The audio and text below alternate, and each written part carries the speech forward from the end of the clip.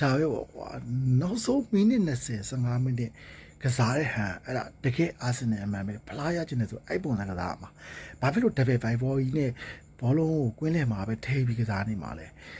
ကိုအတင်းကတိုက်စစ်ကစားလို့ရတယ်တိုက်စစ်စင်တိုင်းနဲ့ရည်ချင်းရှိတယ်နောက်တန်းကလည်းစိတ်ချနေတယ်ဒါကိုဘာလို့ကွင်းလည်မှာဘောလုံးအင်တာထိနေမှာလဲနောက်ဆုံးမိနစ်20ကစားခဲ့တဲ့ကစားဟန်လုံးဝအဲ့ဒါဖလားလို့ရင်အဲ့ပုံစံကစားရမှာတကယ်ကောင်းတယ်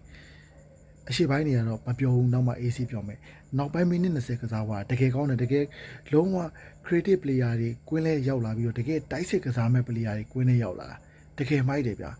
ဘာလို့မနိုင်မှာလဲနိုင်အောင်ကစားမှာဒါမျိုးနိုင်အောင်ကစားမှာဘာလို့ဆိုတော့ဒီလိုမျိုးပွဲတွေမှာနိုင်အောင်မကစားနိုင်ဘူးဆိုရင်ဖလားရဖို့မစင်စားနဲ့ဒီဟာဒီဖလားယူဖို့မစင်စားနဲ့ဖလားယူမယ်ဖလားရအောင်လုပ်မယ်အတင်းကဒါမျိုးဖြစ်နေရမှာဒီလိုမျိုးပွဲကိုနိုင်အောင်ကစားနိုင်နေရမှာဒါပဲ